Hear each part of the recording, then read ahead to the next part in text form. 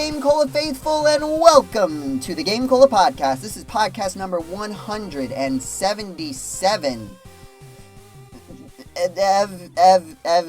Evan Stevens, the TV show. I am your host and podcast commander, Joseph Martin, joined by... I'm Blu Ryder, and Joe, what was that? What? What do you mean? Let everybody else introduce themselves and then criticize me. I'm James Pelster, and this show is not being hosted by Chris Evans. I'm John Rizzi, and I second that. Joe, are you okay? I did not have a list of those just ready at all times. I did not have one. I thought about it. There's not a lot. The problem is I've already used, I think, all the good ones. I used Kevin, and, like, there's other names that rhyme with Kevin, but, like, it's still, like, Devin, right? Or Kevin Levin from the TV show Ben 10. Have we said we're going to turn this podcast up to 11? Probably. Okay, but, like... Probably 11 is times. a number. You understand that 11 is a number. Well, you can rhyme a number with another number. No, James, see, this is why I'm podcast commander, right? Like, yeah, because you come up with 7. You're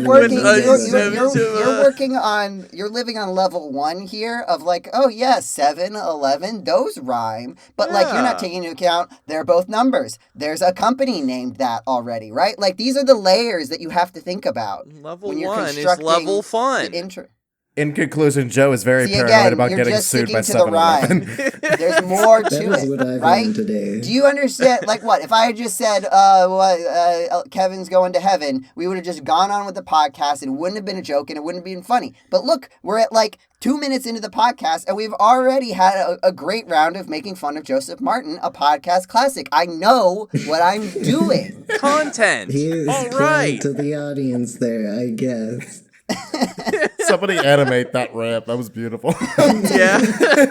We should, for sure. Look, it is time to talk about video games, you guys. It's been too long. It's been 2 months, and months are long in that sentence, in that equivalence, in that metaphor.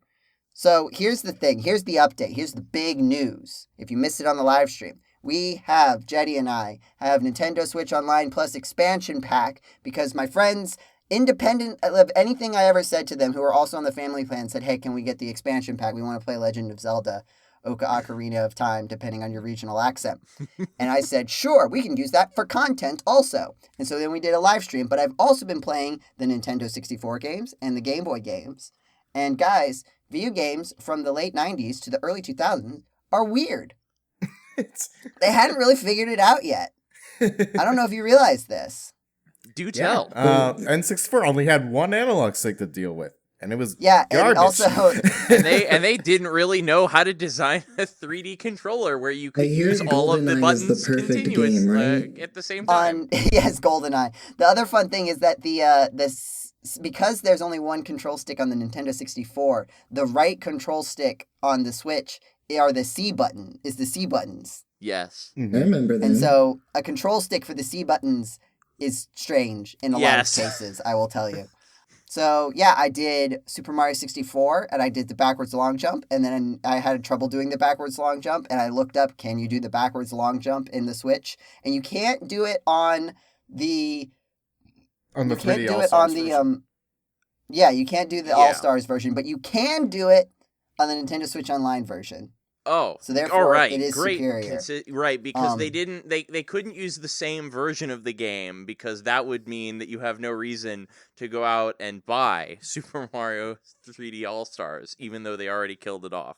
And then I played some Banjo-Kazooie, and the first few levels were good, and then I got lost in the hub world, and I was like, yeah, I remember why we stopped doing this, and I fell off.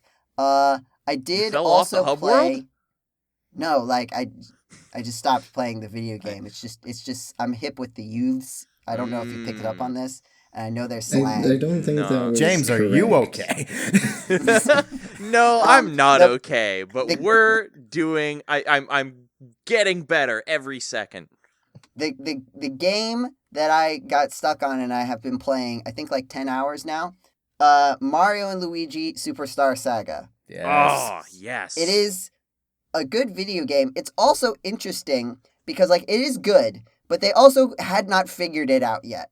They had good ideas, Yeah. and they hadn't figured out all of them yet. Like like things that, because I played like, I started at Partners in Time, and I had I think at I one did point too. I had played like the intro of the game. Like someone had it, and I got to play the intro, but it didn't play very far through it, so I didn't really remember much beyond like the kind of the early events. But like one of the things that's weird, and I didn't realize how much I took this for granted, like the A button, I feel like in Bowser's Inside Story, which James, I think you replayed the remake recently, so maybe you can confirm this. Mhm. If you switch two as in front, it was still Luigi as B and Mario as A, right?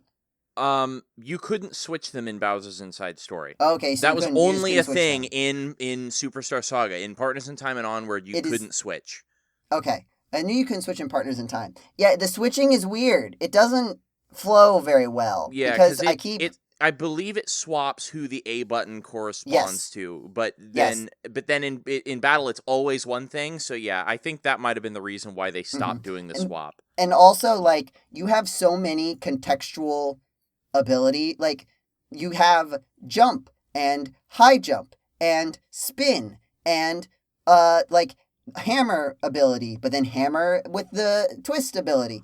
And then the hand abilities. Mhm. And, like, you're, like, trying to solve this, and it's like, oh, but it depends on which order they're in, what it does. And it's like, so you're, like, switching and swapping, and it's not, like, you can't always just look at the screen, because sometimes they'll just, like, be facing each other, and it's like, I don't know which one is the one that's in front according to the video game. And if their positioning is off, they won't let you do certain things. Like if you're trying Yeah. to use an ability that the bro has, and he's in the back, and you're trying to use an ability that affects the bro in the front, if they're like, if you turned around and so the bros are like facing each other or they're overlapping, it cancels. It doesn't let you perform the action until you move so that they're in the correct like orientation, and it's annoying. Really jank. So like this is, if you haven't played the Mario and Luigi series, it's like an RPG. So like this is the overworld section where like you have these puzzles that basically evolve around, hey, these brothers can do these different things in the different contexts, and you can switch which one's in front, which is really just a means to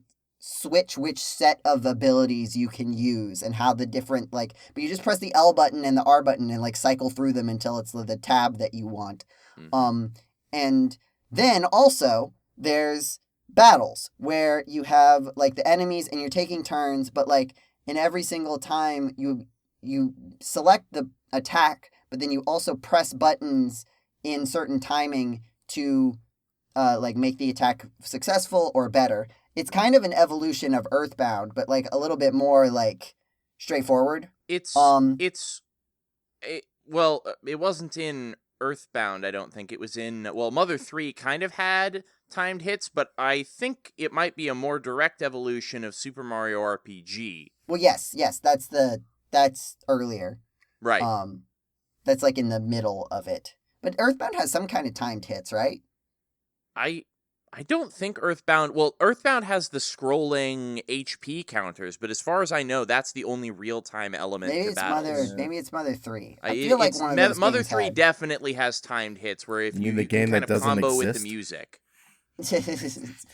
Well, it does also inherit from Earth, and again, so does, like, not directly, but like it's through the chain. But like the like, oh, if you know, if an enemy comes up from behind you, that's bad, but like you can hit an enemy.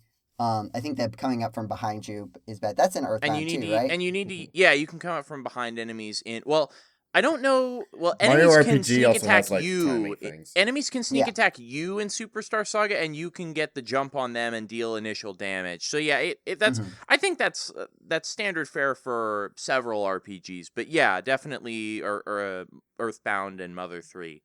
But I like it a lot because like it makes like it can make something really simple, because you really only for the most part have like 3 or 4 things you can do. One of the things is that like you have these bro special abilities where like you can do these complicated sequence of button presses, and you even have like different levels in the first one, because they're like, all right, this is the slow motion mode where you have enough time to figure out what you're supposed to do, and then you can like ramp up the difficulty. But then in effect what happens is like, oh, you find the best one and you just use that one all the time. Because Yeah. there's like in the Mario, there's a Mario one where it's like, oh yeah, he like spins and hits multiple times. So like that one Ooh. is obviously the best Actually, here's the thing that I love about this is something that I find interesting about that game that they didn't do in any of the future games, to my knowledge at least, although I haven't really played much of Dream Team or Paper Jam.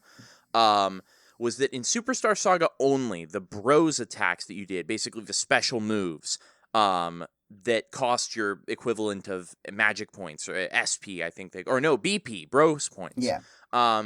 Those, if you use them enough times, Mario or Luigi, whoever initiates it, would eventually, pause and think for a moment and then come up with an advance version of the move, which was basically an alternate form. And those use different button presses in the middle of the attack to change up how it plays out.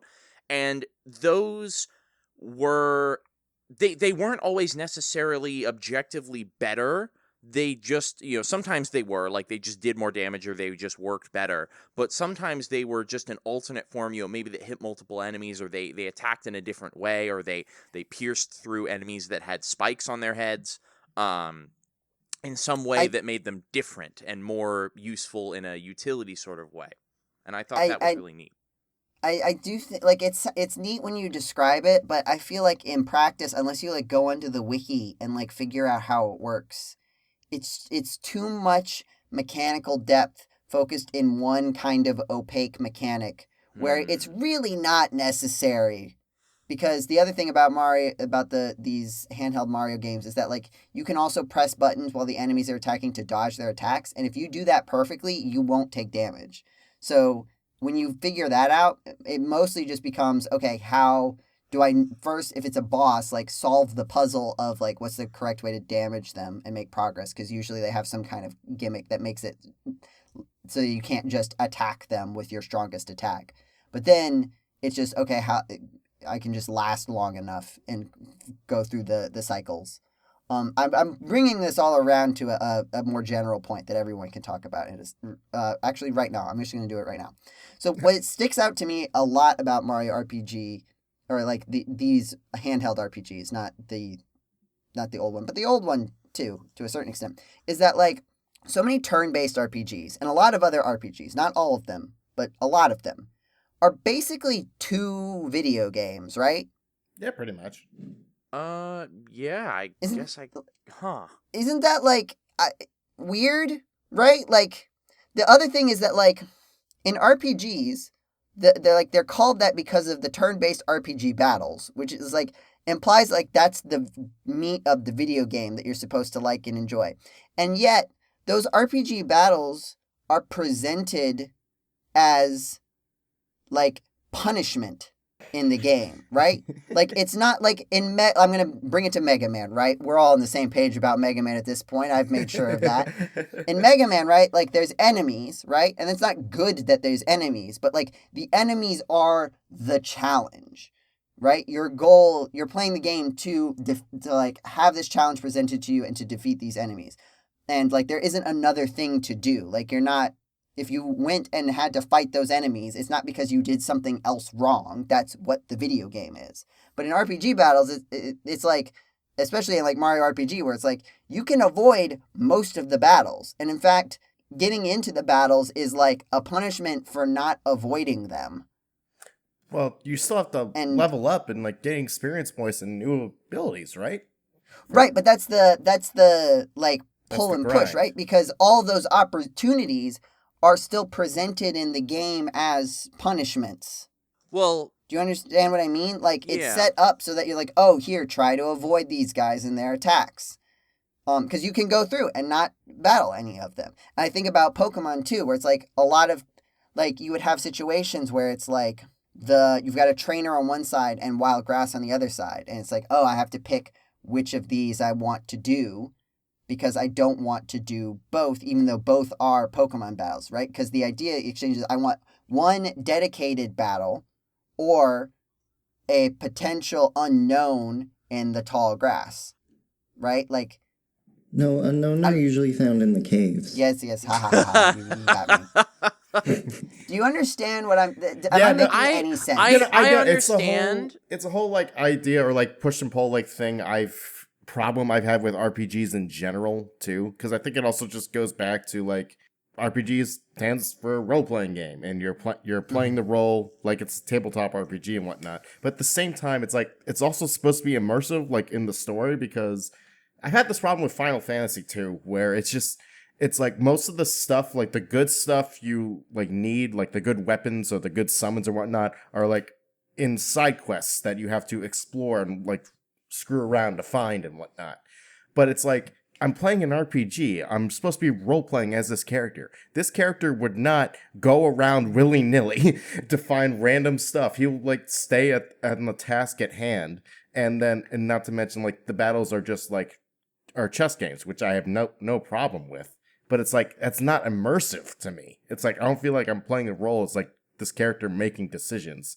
I feel like I'm just like, all right, on this chessboard, ready to go for this counterintuitive fight that the game kind of wants me to avoid, but not really. I don't know. It's so bizarre.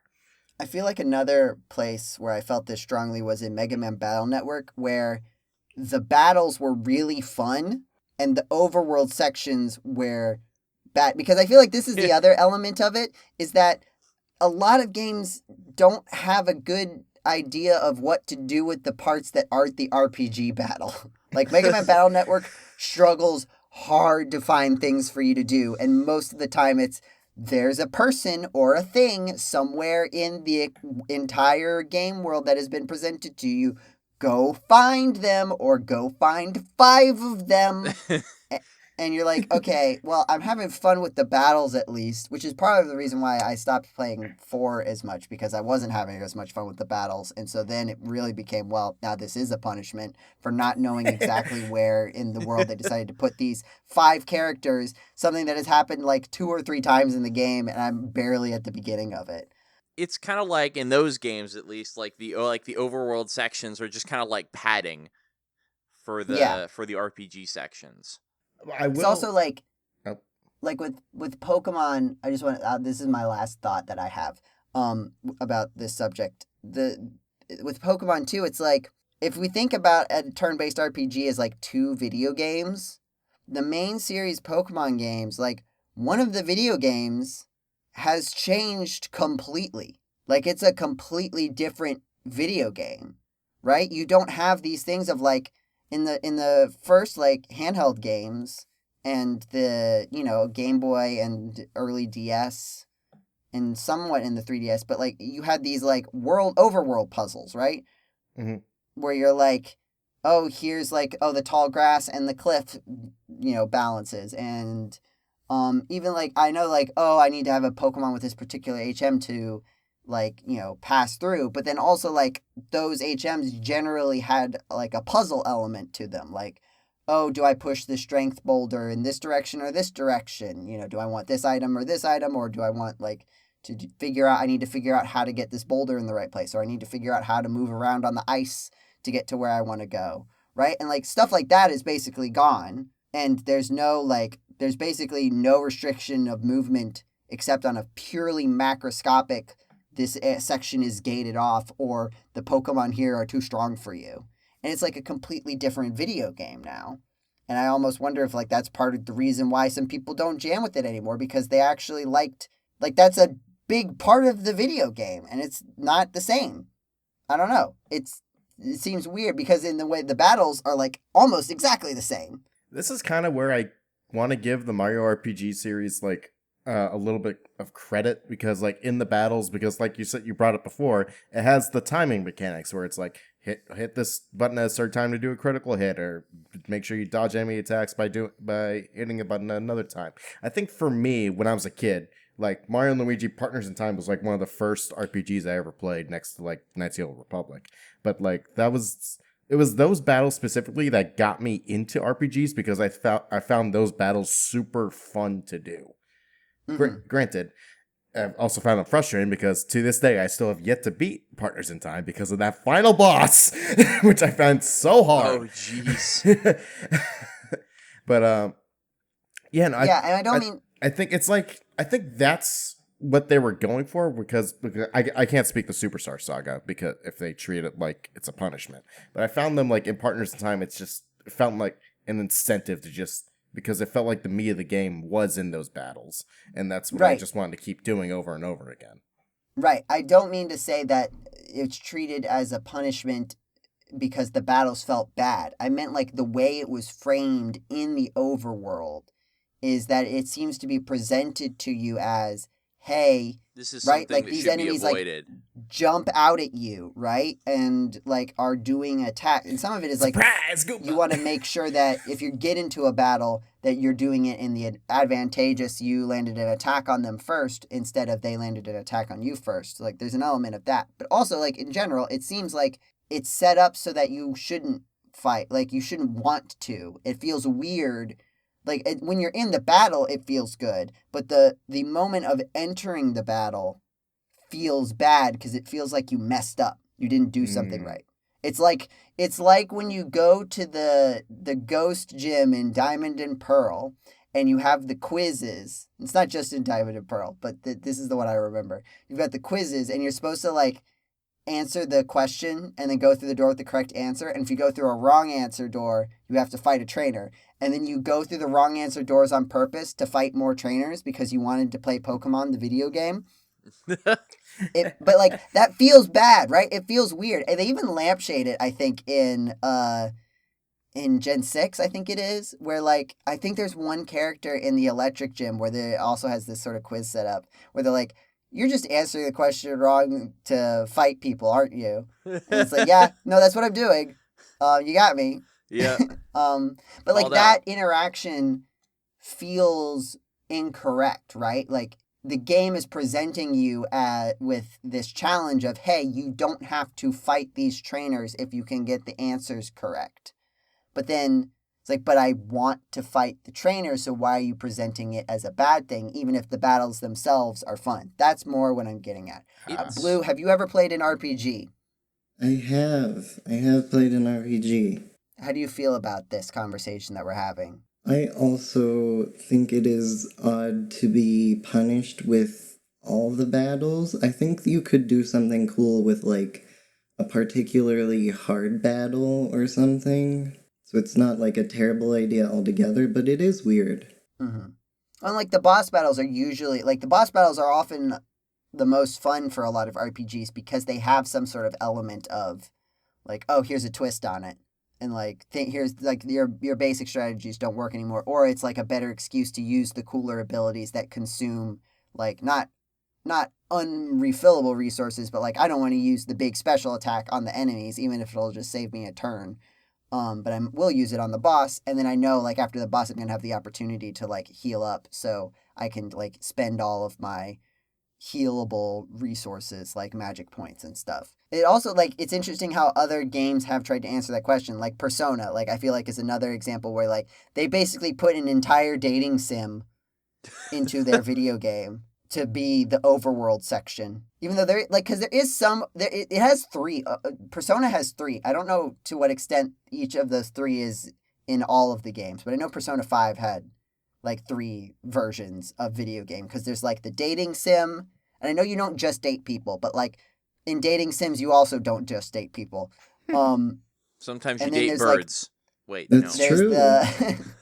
There's the like overworld of the palace, and usually the palace in at least 5 or something like it. Mm-hmm. And that is where you will encounter the enemies, but there's also like sometimes stealth challenges or like figure out where to go puzzles. Right? Like it's there aren't a lot of games where it's just the turn-based battles, right? Like there always has to, like, as opposed to like Mario, like a Mario side scroller where like yes there's like the level select in New Super Mario Brothers, and there's a couple of other like mini games, but it's not like a separate game. It's just like a framing device and like a opportunity to give you like a quick breather, but you're not like doing things. It's just like a cool way to frame the menu. Even like an overworld, like in Sunshine, it's like kind of a level, but there are parts of it that are kind of like a level, which is also still like the rest of the game. And then anything that isn't like a level is just a cool way to frame a level select menu, right? Like, it doesn't feel like it's a different game in the way that the dating sim part of Persona feels different than the RPG battle part of Persona feels different than the walking around the person's brain part of Persona. I feel like calling it a different game like section is like a too broad of a term. I say we switch it to calling it B mode. Something like that. But it's like but like imagine if the B plot of your favorite show was just a completely different genre. That sounds right? awesome. It does sound good. And I do think that this is a strength of games in that you can kind of mix the genres like this. It's just so interesting that like RPG, like almost fundamentally has to be mixed with another genre, right? Like you have, we had the mid 2000s, RPG elements, right? Like that was the thing, right? Yeah. But it's because like just the regular turn-based RPG isn't just the game by itself. Even in tabletop RPGs, right? It's not just battle after battle after battle. I think some of them started out like that actually.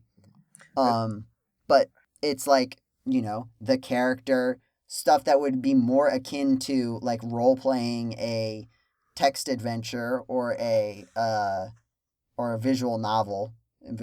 Visual in the mind. That's what BioWare got. Yeah, That's what BioWare got famous for, in like Mass Effect and Knights of the Republic. Like no one ever talks about the third-person shooter segments in Mass Effect. They always talk about the conversations and the decision making. Same with Knights of the Republic. Like, yeah, it has turn-based battles and whatnot. That's not exactly the deepest thing in the world, but everyone talks about the light side, dark side path, how it influences your crew, how it influences your powers and whatnot. It's like, that's so deep and interesting and awesome. And no one talks about the combat in those games.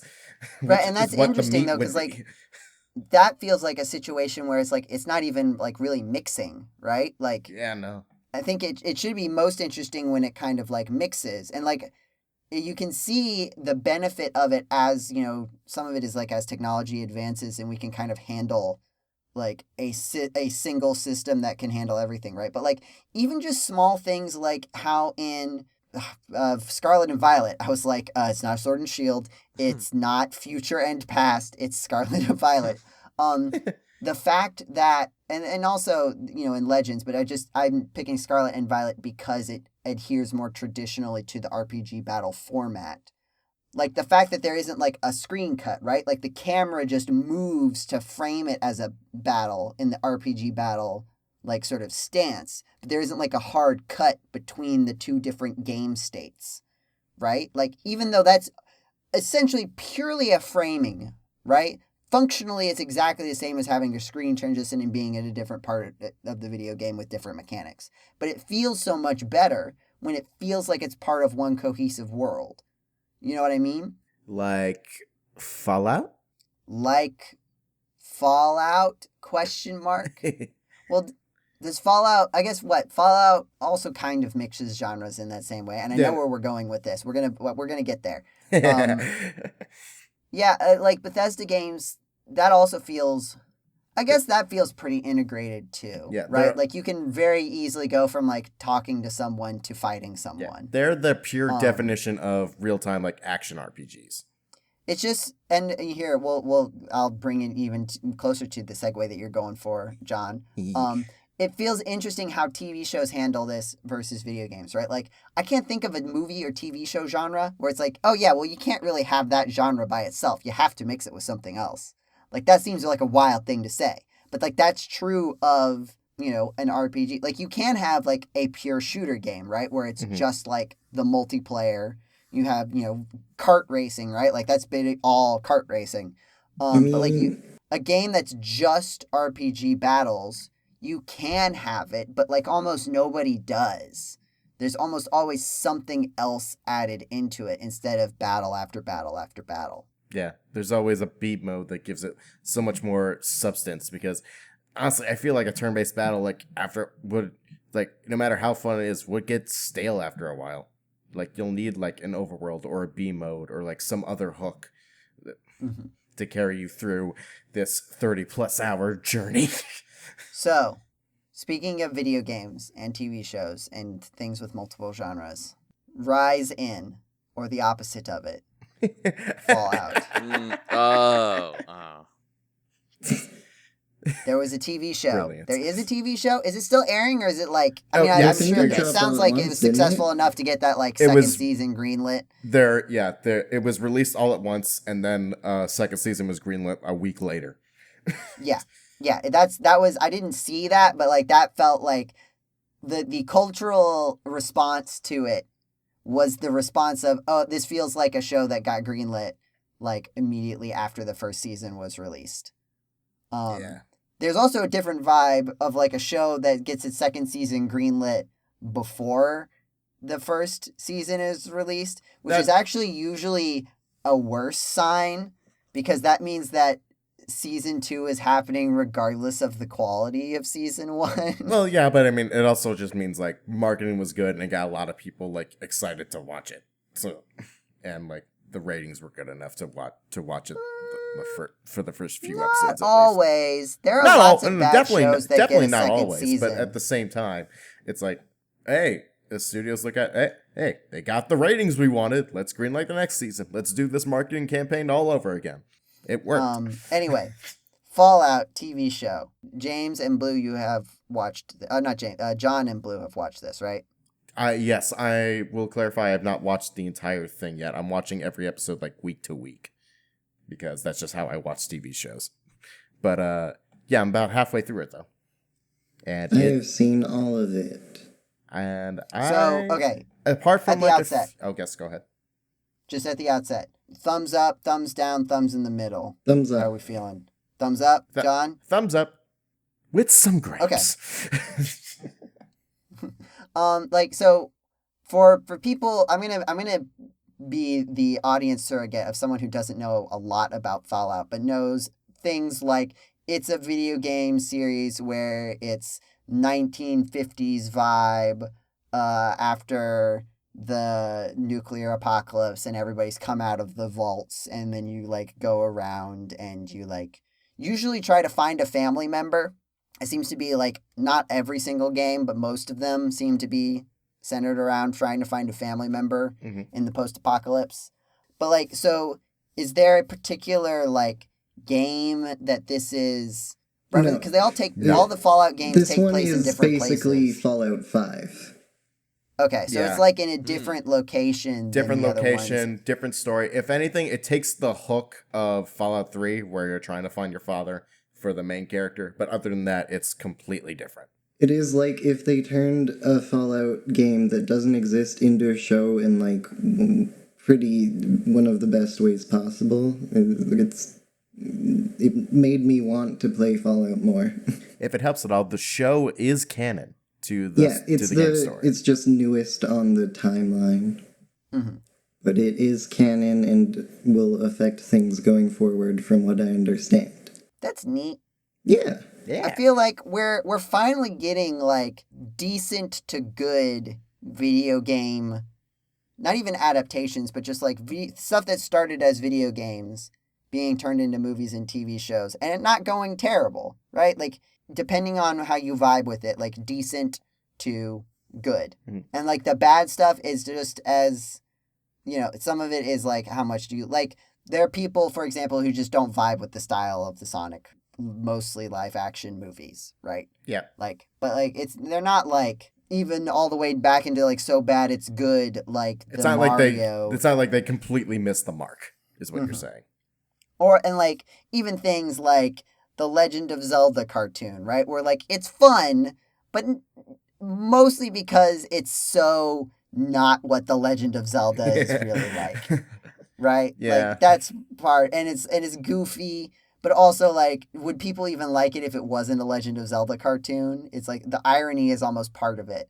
And then you get like Mega Man cartoon where that's like kind of in the middle where like some parts are kind of good, but most of it's just really cheesy. But like the Mario movie, I feel like was just like solid, right? Like I think that's the worst you could say about it. It's like solid, does the source material justice, depends on the person whether or not it's your vibe, but like not inauthentic, right?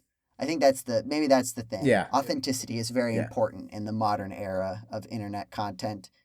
Yeah, that pretty much. This is not internet sums that up. content. I'm saying internet content has forced the idea of authenticity into the values of media consumption, right? Mario movie feels very authentic. The Fallout show sounds very authentic. It seems like there was a lot of coordination with the company, with Bethesda, and like the people. What, Todd? That's his name, right? Yeah. Todd. Mr. Howard. Mr. Howard. Yeah. Definitely hype to have a win under his belt. I feel like Bethesda has been having some struggles. Yeah.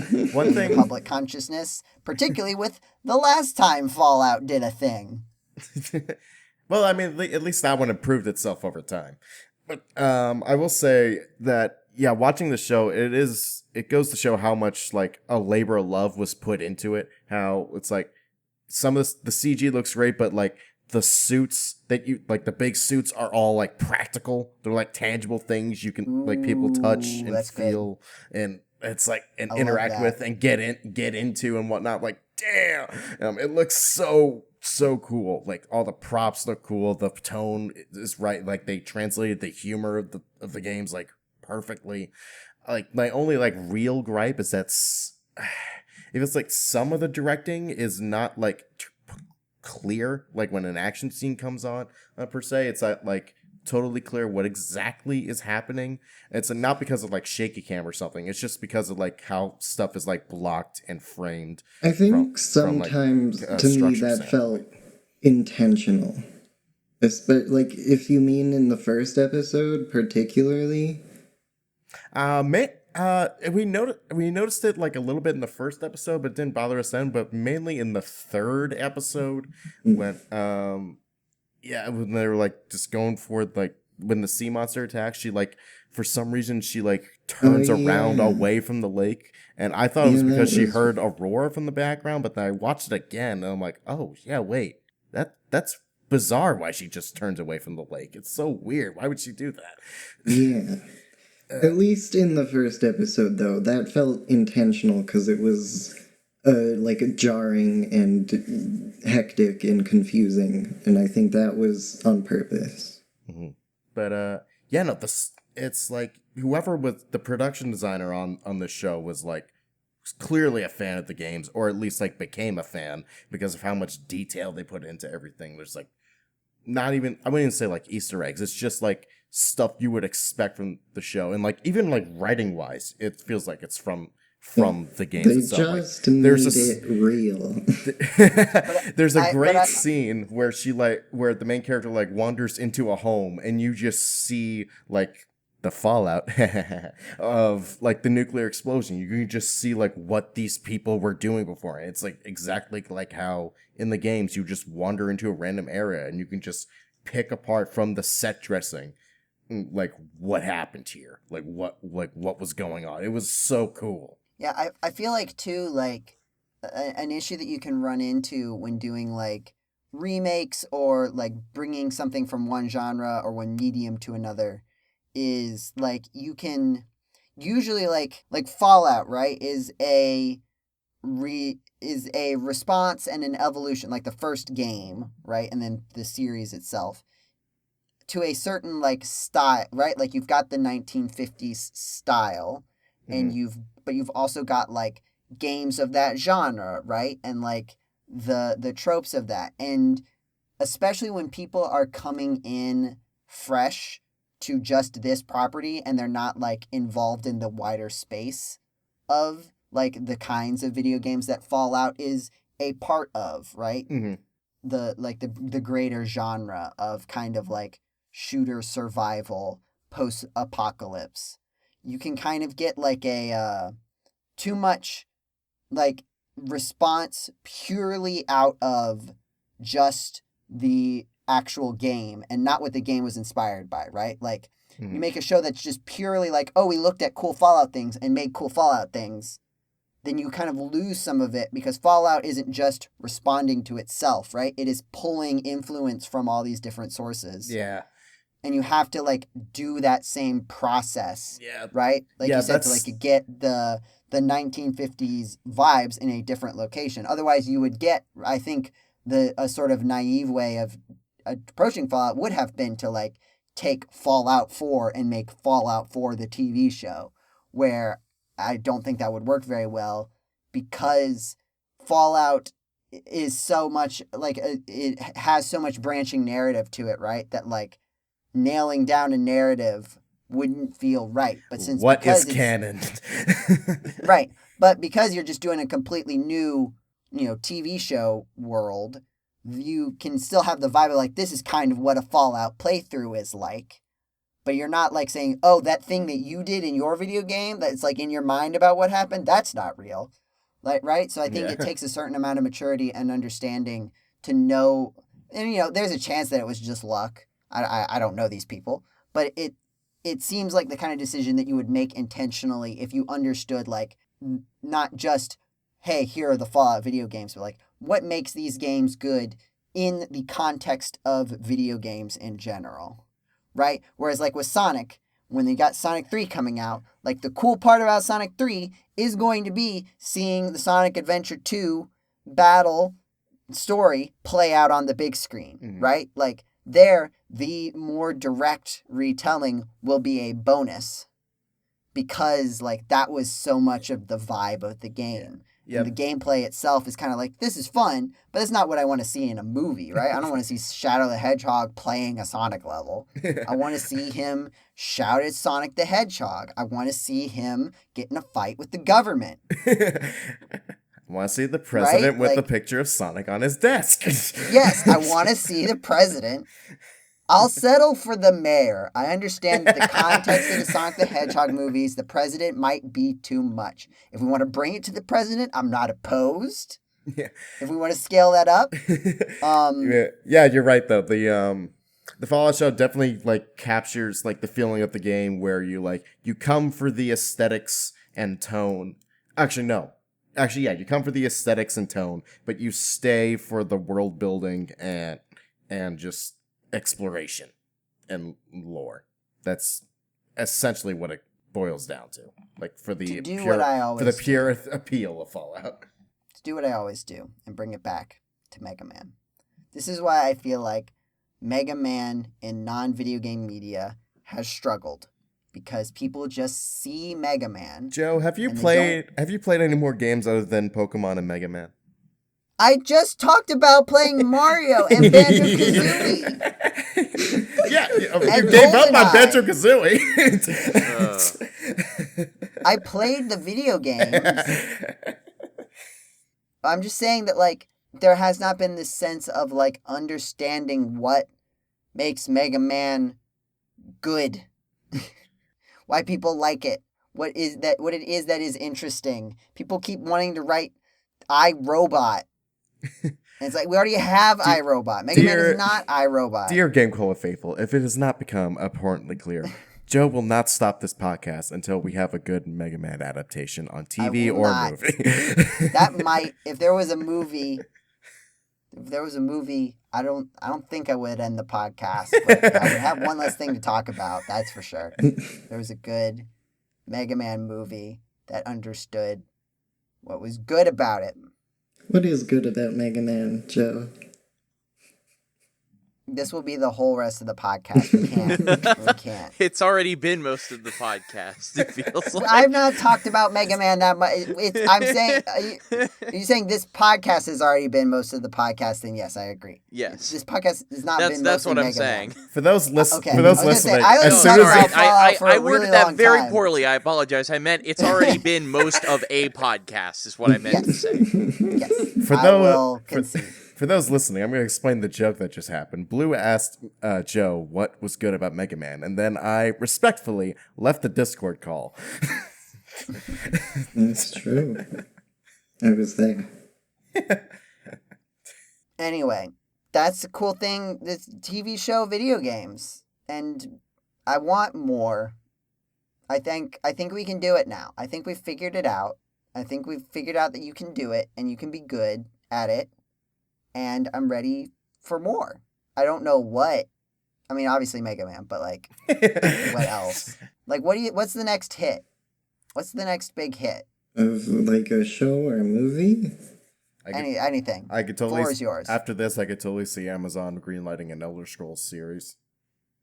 I think they specifically said that Bethesda wasn't really planning on doing anymore. I mean, Bethesda's not, but Amazon could be breathing down their necks, be like, hey. I don't know. Do they have that kind of influence on that relationship? I mean, it's Amazon going against talking to Microsoft, so I'm sure there's definitely like numbers that support the decision that some suits are talking about.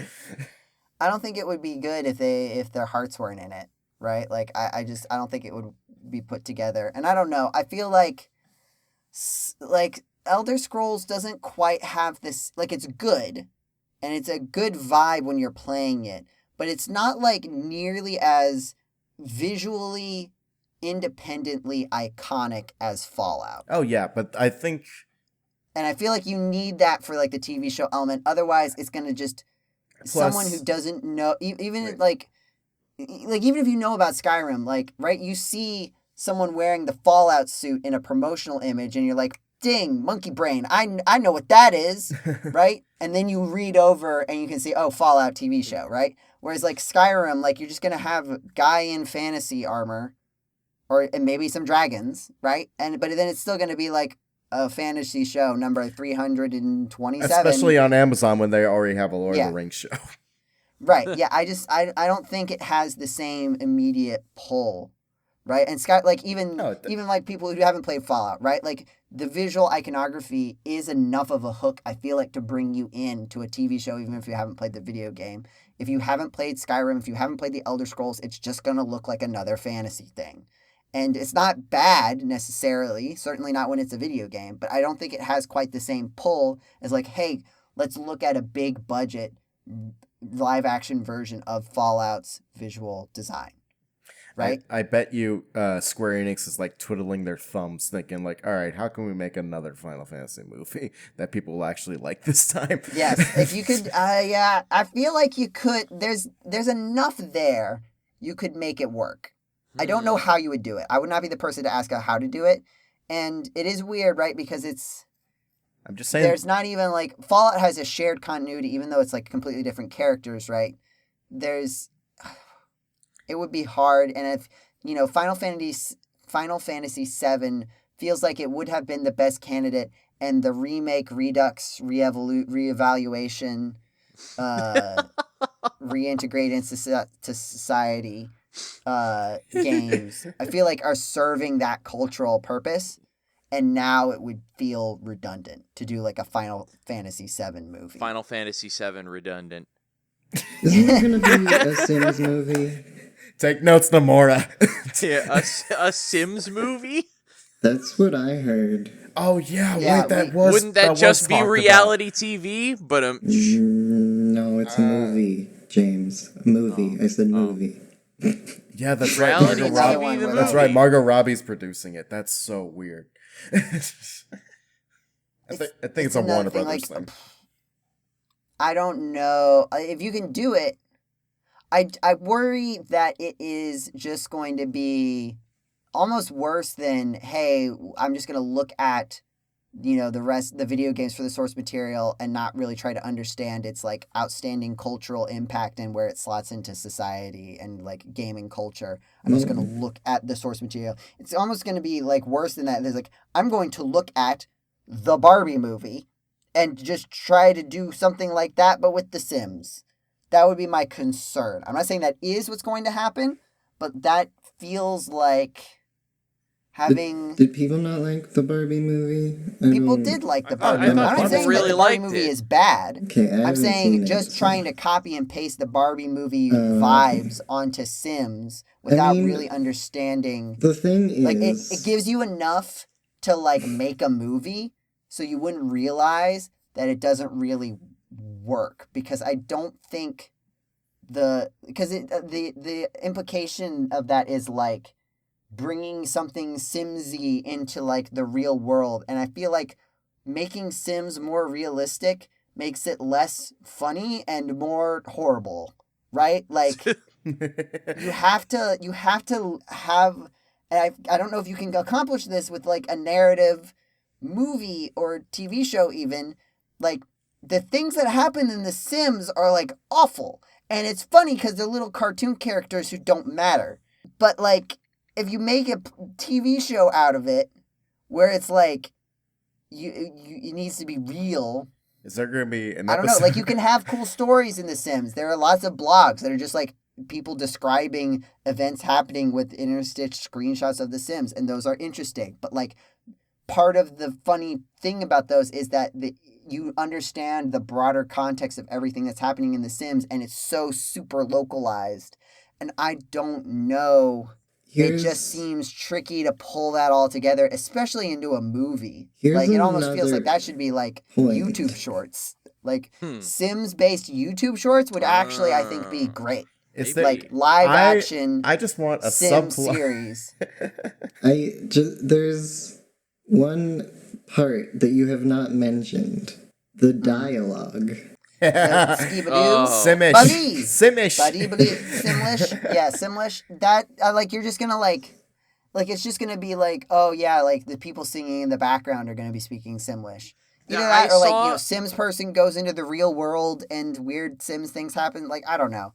I think I've actually come up with the best idea, which is you have a live action series of, like, YouTube shorts or TikToks or whatever, right? And those are, you have different actors each time, and it's just referencing some funny quirk about the Sims world in a minute context. I think that is, like, kind of the ideal way to experience The Sims in, like, a narrative setting. It's like these bite-sized, maybe a part 1, 2, 3 level of, like, investment before moving on to this other new quirky thing.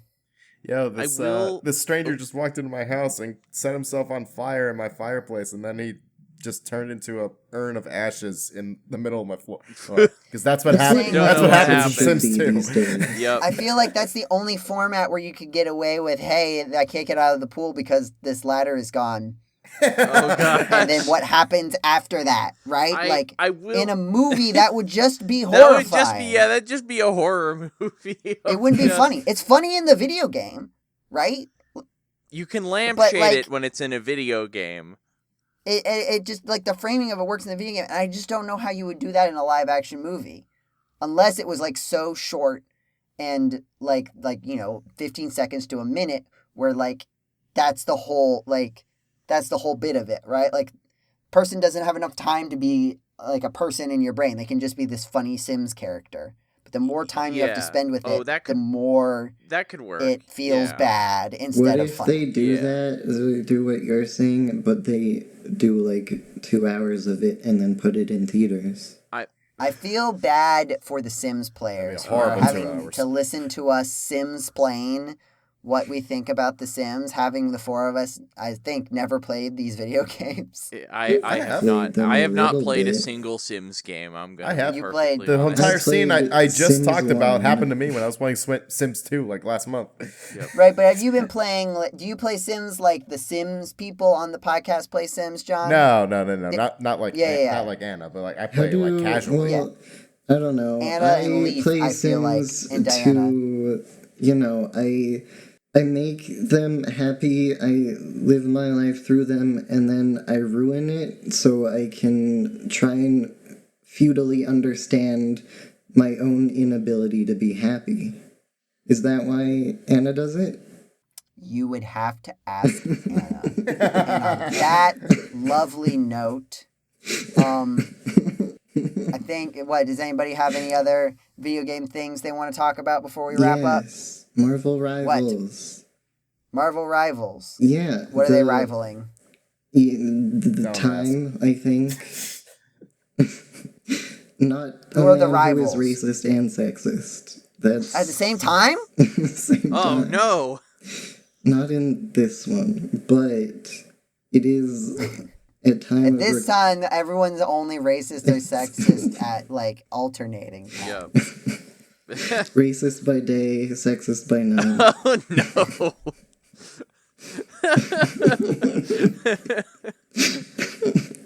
Oh, man. That's like, having a supervillain be your alter ego, except that they're both villains. You're just different villains. Also, that sounds like a fun concept. Real actually. quick, also, I saw recently someone on the internet say that we were talking about the sim language, and they were saying that they figured out what it was. It's just you speak Italian but with an American accent. Like, So- and they actually tried As- doing it, and it actually sounds very convincing. But I saw another video where the it was like, I resident- think that works with any foreign language. Like, if you speak any foreign language with an American accent, like a heavy American accent, it does sound like Sim speak. As the resident GameCola Italian. What are you talking about? What are you talking about? I don't know. You tried speaking Italian, but Yo, with like a gomba. heavy American accent, like just deliberately like mean- pronouncing it as if it's English words. Like, I mean, John's last name is 60% pizza. You're right. Oh boy. that's the best way to describe that I've ever heard. So what are the Marvels rivaling? Are they fighting? Is it like, are they doing a civil war again? But like on slightly more friendly terms, so they're just rivals, not enemies? We don't really know the story details yet. Something about the timelines are being messed with, and so things are weird. Loki's in charge of Asgard. I'm so tired. It's Marvel Opposite Day. It's just Blue. I is it don't based mean on to the yuck your axis? yum if that's what I'm doing right now. Wait. But like, I feel like the multiple timelines, multiple universes thing has just become an excuse for people to write things that don't make sense. And you're like, it's just an alternate universe. And it's like, okay, then nothing means anything.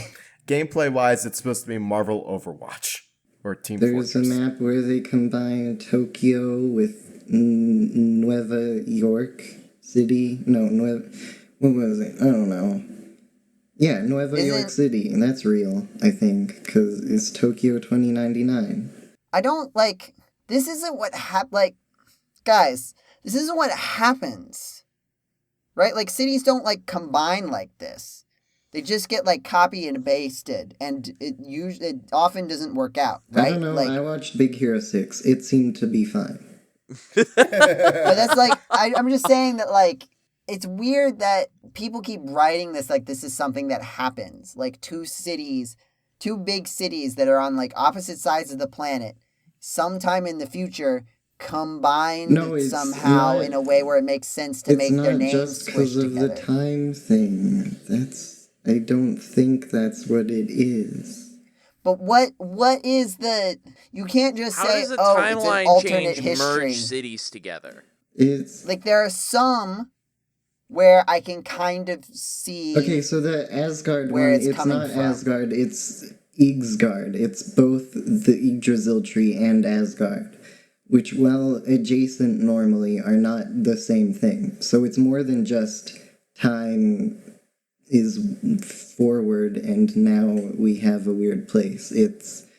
We have weird things happening in both time and space. I still have to agree with Joe that it just sounds like an excuse for the writers to do something completely different We than have what people a are expecting. podcast where we read fan fiction where Shadow the Hedgehog and Eevee hang out. Right. And I'm we not saying make that necessarily fun of it, Blue. like Because it's ridiculous and silly, and that's why it's a And good it's- podcast. and it's also like it's one like I think it's also a matter if you're like if you're doing like fan fiction under the context of fan fiction, it's one thing. Like if you're like self-aware and you're like, yes, this is clearly not meant to be played off as serious at all, and we're not even trying to pretend that it is. We're just rolling with this completely different scenario just fine, and like we know it's weird. That's one thing, but I don't know if there's. Again, I don't know how seriously this takes itself, but whenever it's anything with Marvel, it feels like a lot of the time, things can be there can be tongue-in-cheek moments, but generally speaking, the premise of a story or game or piece of media from Marvel, etc., and in that scope and that scale doesn't. I have a hard time envisioning that as something that is conducted entirely like self-aware and tongue-in-cheek. It's just also like I mean, you also haven't Tokyo. seen Across the Spider-Verse, so That's true. I have not seen that that, one. but At I would least, right, believe there's that at least a cultural connection between India and the United States through the UK, and they kind of like Yeah, I honestly I don't remember how they combined the city It's names. Mumbatten. Okay, that's what it was. Yeah, but like there's a thread there that you can kind of fill in the gaps with your brain, and even like Tokyo, like Japan and California, right? Tokyo, Los Angeles, San Francisco, or whatever. San Francisco, something like that, right? yeah. Like there's like cultural mix up there, right? Like they're on the other side, like they're on opposite sides of the ocean from each other, but like the ocean is the main thing in between them. Greetings, GameCola faithful. Joseph Martin here from the future, here to apologize for the next part of the podcast where I continually say Nuevo York instead of Nueva York. My only defense, small as it may be, is that there's a real Laurel Yanny thing going on with the way Blue's mic picks up the way he says Nueva, and I legitimately thought he was saying Nuevo and just copying that, but also Nuevo is just wrong. That's not how you say that in Spanish. So it bothers me. It probably bothers you if you understand it. Hopefully this makes it bother you and me a little less. Again, very sorry. Continuing with the podcast now. Right? Nuevo York. I can, I'm in New York right now. There's a large Spanish speaking population. Like you can understand like how little things changing could like make certain things happen a certain way and fill in the blanks with your brain. But like I don't understand how you get New York and Tokyo specifically to the point where they would combine the names where it's already Nuevo York as well. Like there's like three elements mixing here. I don't understand. In 2099, they will change the name of New York to Nueva York. I don't remember why. Joe, sure. Put this Joe, to put this in terms that you understand, in Marvel vs. Capcom Infinite, there is a merging of Asgard and X from Mega Man. Like X, the character? Capcom No, like the Infinite. city that he takes Joe, place. did you play MVC Infinite? Yes. I've played some Marvel vs. Capcom game, but probably not that one. Okay. Well, yeah, definitely not the one that nobody played. That is, I think, what it is, roughly. Like, it's called New York because there's a place called York, and they were like, this is the new one. And also it was called New Amsterdam before, and we wanted to keep, like, the new vibe, but we're going to make it a British place instead of an Amsterdam place.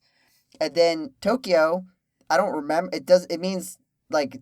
It means something. I don't remember. Really? I should know. But it means like it translates to something. Right? So you can't just like mash them together. Like then it doesn't mean anything anymore. Yeah. That's not how you name things. People just go out into the woods of Pennsylvania and name something like Oxford. And it's just like, what does it have to do with Oxford? Nothing. It's just, I like Oxford, and I decided to name my town Oxford. It doesn't have it. It's just in the middle of nowhere. Joke, and then you explain why there is a Springfield in pretty much every state in America. Yes, because there's lots of, everywhere in America, you have fields that are nice in spring. That's it. What? I doubt there's one in friggin' Springfield, Arizona. Maybe they just like spring and fields. There's a field. There's spring. Yeah. There's spring in Arizona. It doesn't feel like spring here. Well, but no. It's called a junkyard. It's a field full of springs. That could also work. James is thinking outside the box. It could also be like other parts of Pennsylvania. Well, they'll just name things like King of Prussia. That's just the name of a town. King of Prussia. What does it mean? So I'm not saying that you can't have weird town names. I'm just saying that like you can't. I'm sorry. I'm not saying that you can't have weird town names. I'm saying that you can't just have weird town names. You have to think about it. All right, so Joe, what And happens? It doesn't feel if like they thought about it. All right, maybe I'm wrong. Joe, so what happens when Anyway. some timeline like dimensional junk happens, and then that's what merges them, and people are like, "What is going on?" It's not like, well, like it's the inciting incident. Sure, okay, but like the name is a concept, right? Like the name does not physically get merged. People would still call the city something, and it wouldn't just like, how would they know that this merging happened where there was like that's the thing. In this universe, it has just always been this way. But then there would still have to be like a logical causality of history, right? You go to the library in Nuevo Tokyork, or whatever it's called. Yeah, and in the library there'd be a book from like a 200 years ago, and it would say, this is what the city is called. And it would have to make sense if you're going to retroactively like make a timeline that led to this existing the way that it does. Yeah. Or it'll be like one of those places with weird names, and it will just have a weird name for no reason. But why? And it will have always been that way. But any place that has a weird name has a reason for it to have a weird name besides just true? This is giving an art. Like, I mean, even if it's like.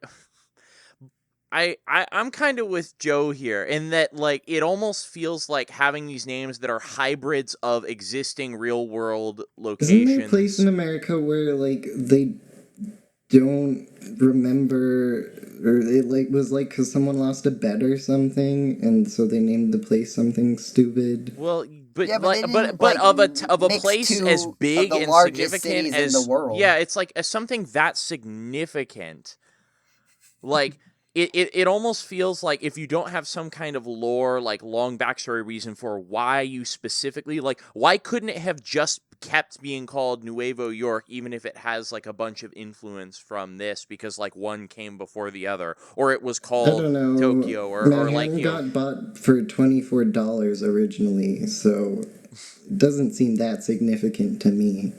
Blue, I'm sorry. I think your video game is going to be bad because of this. I don't know what to tell you. Your Overwatch clone is not gonna make any sense because the concept of merging two cities together just raises too many questions. Yeah, no, that's a deal breaker. I think you've heard it here first. Marvel Rivals is going to be a bad game. This is why they didn't release it in, where is it? Yeah, you made Marvel Rival. This is why we're so mad at you specifically. This is why our anger is justified and makes sense to spend this much of the podcast on, is because you personally made this video game and made this decision that we don't like. That I've somehow convinced. I'm like Blue. The real talk. I am surprised that James and John are on my side about this. I thought I was going to be the odd one out, and I feel a little bad that now we're all ganging up on you. No, I thought this was going to be Joseph says something ridiculous. Just to annoy the three of you. I'm the neutral party. I thought that I'm on the neutral side, to be clear, because it's like I've been dealing with this Marvel. Card. I've been dealing with this like timeline, like comic book garbage for years, and I'm just like accepting it at this point. I'm like, all right, whatever. I'm just saying that I set this up as everybody gets mad at Joseph because, like, when Joseph says even Steven, right? Like that was supposed to be a setup like that, and just kind of backfired a little bit. And so I just want to apologize to you personally. This is not how I saw this playing out when I started. I've been planning this for years, so.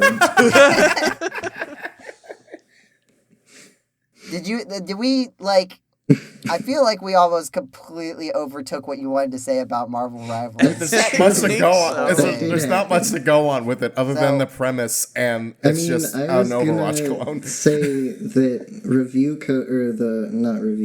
alpha codes go out soon-ish. Sometime within the next 4 days of when you're listening to this podcast. So you're going to try to get in on that? Yeah, and I was thinking of maybe streaming it on GameCola, but I think it sounds like my fellow GameCola hosts would murder me if I did that. So. Yeah, I think we could talk about it more off the podcast, but yeah, I think It's probably going to be a deal breaker. Maybe just censor the name of the city. Would that be better or worse? The city that shall not be named. That sounds racist. Yeah. But not sexist, so... That's Must true. be It's only daytime. one. We haven't done the... You take what you can get. It's not the double whammy. I think we're like at end podcast time. Are we? I think. It feels like it. Have we? It's been a good have any one. of us talked about games we've been playing? Joe has. We have.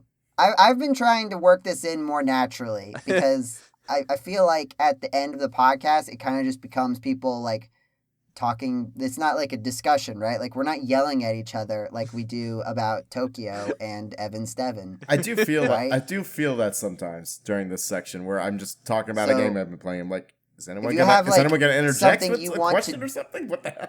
Discuss about a game you've been playing. That's fair game. You've been playing. Because Sad Beasts is still good. Well, I mean, like that's kind of the opposite of what I was talking about. Yeah, Blue, I know. but, like, happy for you. Good talk. It doesn't seem like anyone has one of those things that I said about video games they've been playing in recent I times. mean, like I've played a couple games. I just like I hadn't come up with some long discussion to have about them, other than just. Doesn't Yeah, Maybe we long. were Okay. warned. Oh, okay. Then I've actually got a couple things to talk about. I've been playing a couple different Final Fantasy games actually for the first time. I am Ooh, which playing ones? Final Fantasy VI on my Super Nintendo. At the Oh. request of a friend, he's kind of not totally walking me through it, but kind of just sort of guiding me along a little bit and just watching me as I play and talking about stuff, because it's his favorite game in the series. And I'm really enjoying that so far. I just I feel like it's okay to say this, like the name of this scene that I saw, because it's like a really like one that people talk about constantly. I just saw the opera scene. Yeah, I was gonna say, did you get to the part where they sing? Yeah, I did. I actually That's the just only got thing to I know that. about this I game. I had been, again, somehow I have managed to stay completely blind to a lot of these games that everybody just knows about, including the parts that collectively like have osmosis through the I internet. just know that singing happens and it's like important and meaningful, and I think I have actually like heard what happens in the scene.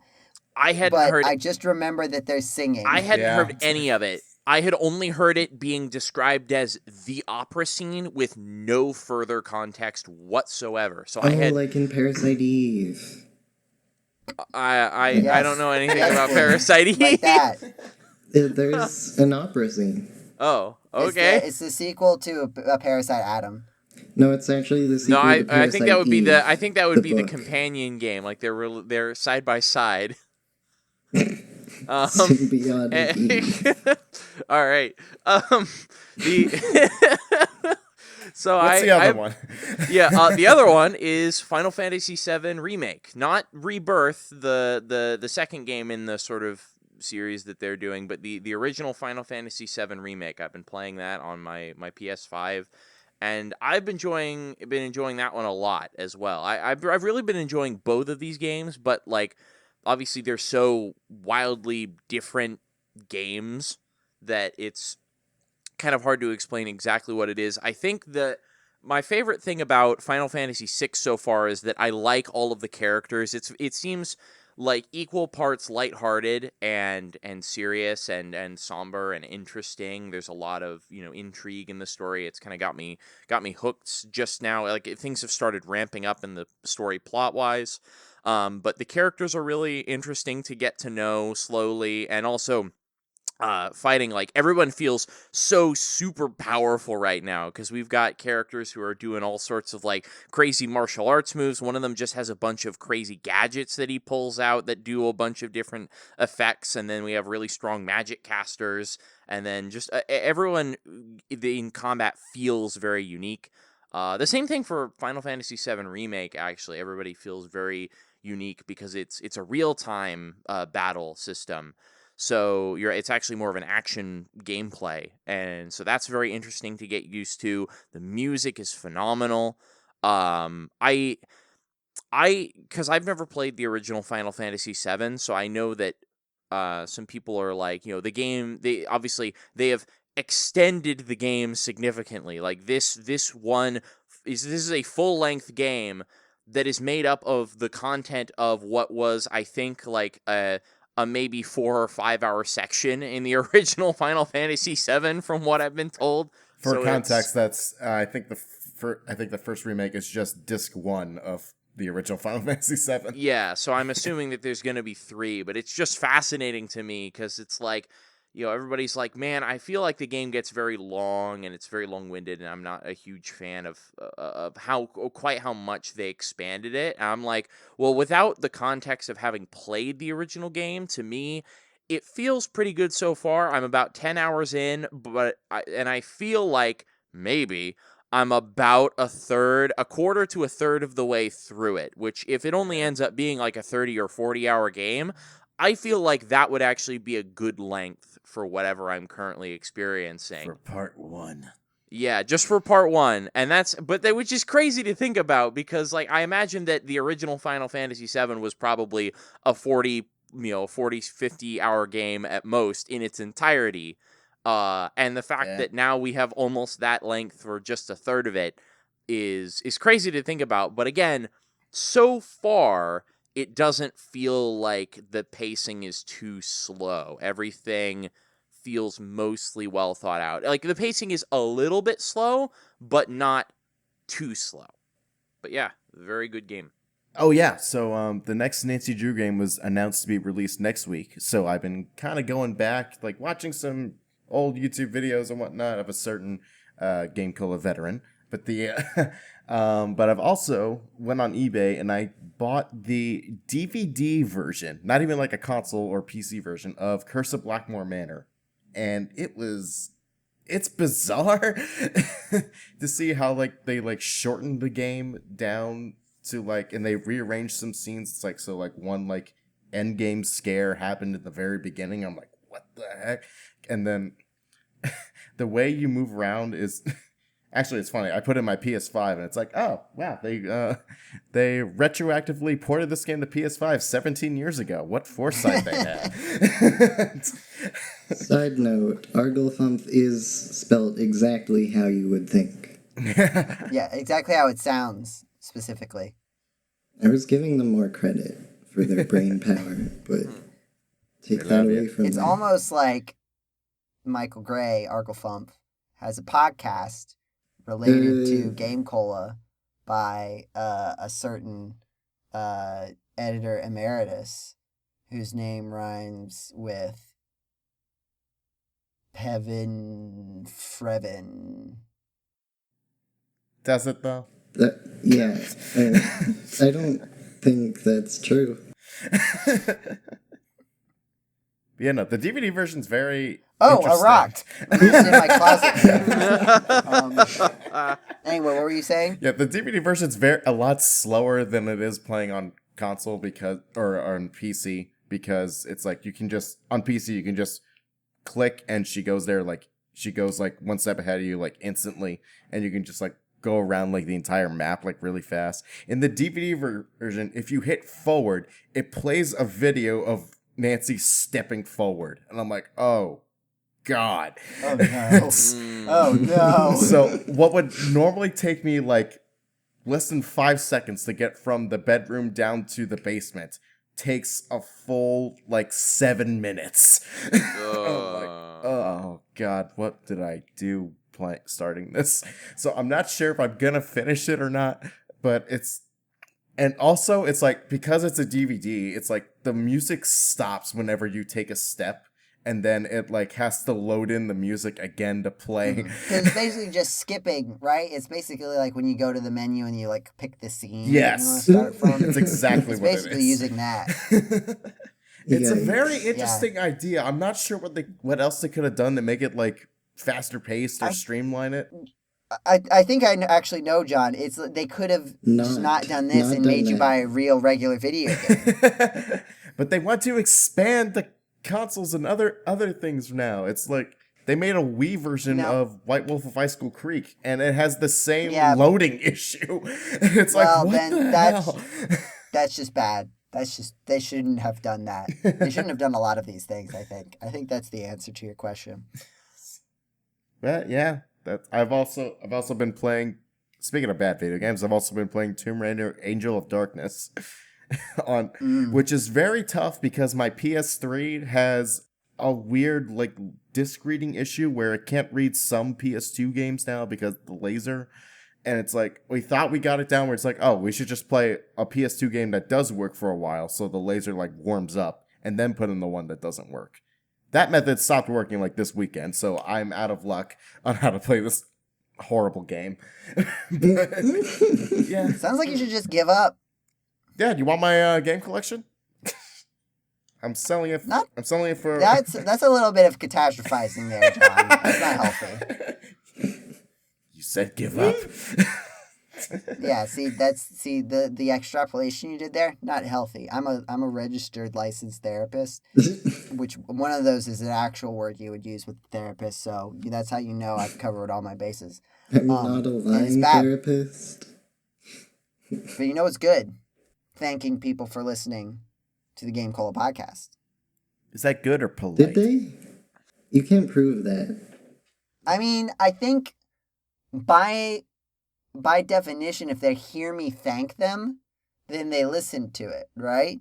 And also, I'm collectively also addressing you guys because you listened to the podcast you were on, right? You listened to the things that people said, therefore you've listened and you heard your own voice. So you've listened to this podcast. So definitely at least 4 people have listened to this GameCola podcast. 3.998 because John did disconnect for a few seconds that one time. I did have to go and grab some water for a minute as well. So like 3.75. So like 3.75. We'll have it at that. I wish the YouTube won't give us the revenue for that though. That's too bad. Yeah. Thank you for listening. If you like what you heard, check us out on our actual internet website, GameCola.net, where you've got podcast articles, you've got review articles, you've got stuff that goes all the way back to 2002 about video games. We just turned 22 last month. Yeah. Sing the song, and don't sing it because we don't like copyright. And we've got a YouTube channel, GCDotNet, the letter G, the letter C, the word dot, the word net, where we've got videos and live streams. We did a birthday celebration live stream with the Nintendo Switch Online for Nintendo 64 games. We will probably do that more as time marches forward. Try to do some multiplayer, 4-player things with that eventually. Yeah, and we got the Discord. Find the Discord in the YouTube description or on the website. There's invite links for stuff like that, and you can come and hang out with us, suggest podcast topics, or just talk to us about video games, or become a super fan and join us on streams for like super fan multiplayer games. It's a good time. I've given up on social media. It doesn't exist anymore. It's collapsing. Finally? We're living your own little community bubble here at GameCola. I don't know what changed, but that's the closest thing I will allow to a parasocial relationship in this community. Yep. Is you enjoy being on the Discord. It's a good place. And the links work now. And the links work now. Oh, yeah, wow. That's helpful. Yeah. It's a helpful way. Because I realized, I think it was like 2 months ago, that I realized that apparently at some point the Discord link we've been using, we don't know how long ago, but potentially like a significantly long time ago, because it's no longer in the audit log that it was invalidated, but the Discord link we've just been copying pasting this whole time has been invalid and just is dead and errors out. So oops. So if you've been trying to join the Discord for all this time that we've been telling you to join it, and you've been getting an error message, try now. It should probably work. Yeah, I think I might need to grab that from the YouTube video because I don't know if I've updated that for my like template for the podcast. Okay. Article. So we will fix that. But yes, come to the Discord or just there's ways where if you DM me on Twitter, I'll still probably get an email about it, and I can tell you how to get to the Discord. Mm-hmm. Or I don't know. Can you search GameCola on the Discord? I don't even know if that's how that works. I don't don't believe so. We're not think considered a so. community server because we don't have the qualifications to get the whatever banner that is. Join the Discord so we can get those qualifications. I'm gonna be honest. Well, I'll talk about this off the podcast. Well, you don't want to. You don't want. No, people I to be able to kind find of us like searching it a here. Discord. I like it as a join by because Yeah, we don't want people to ruin also it. reduces the risk of spam bots and all sorts of other Yeah. things. I like how cozy No, I it is think here. if we started getting like a bunch of people on the Discord, like just randos, We who like had upload no this idea who video we with were, a fixed one, and then we suddenly have 1,000 more people. we would just. Yeah. I would just put like this is the quarantine. Like this is just where people show up. And then, like, if you're cool, you can actually, like, hang out. But this is, like, the hidden place where, like, you can find people, you can end up, and you can get integrated. But, and then it's, like, it's just lawless there. People will just do whatever they want. Mhm. And we'll just put in bots and ban people as we need to. Ugh. That sounds like too much effort. No, it'll be all automatic. We wouldn't actually spend any time in the public channel, I think is what would happen. At that point, why bother having it? Why not That's just where leave the the server bad people closed off go. so that only the most dedicated Engagement. folks... James, engagement. Engagement. All right. Inflating our numbers. Gotcha. Yes. I want to see the number go up. That's why I play all these RPGs that we've been talking about. Number go up. Number go up. Just like we went from 176 to 177. One step closer to podcast 200, where I'll have to think of something cool. Oh, I can't wait for that. You'll have to. I have to Multiple wait. years. Darn. That's how it works.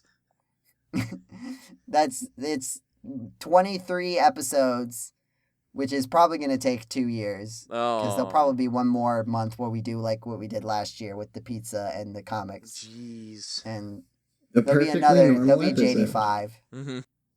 Thank you for listening to this episode of the GameCola podcast. Have a wonderful time of day, wherever it is, whenever it is you are listening to this podcast, and we will see you next month. Goodbye.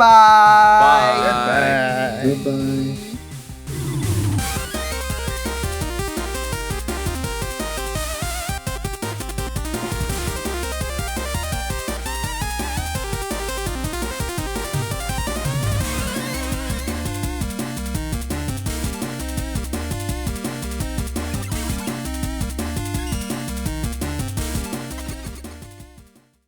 Yeah.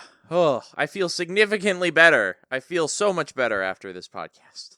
I'm glad I helped. Yes. I can't believe Blue cured James's depression. I did, single-handedly. Whoa, who said by anything making a about video cured? game. I made a video game You with said you were cured. No, I didn't. $20.99. I did not say that. You are a liar, and I have audio proof.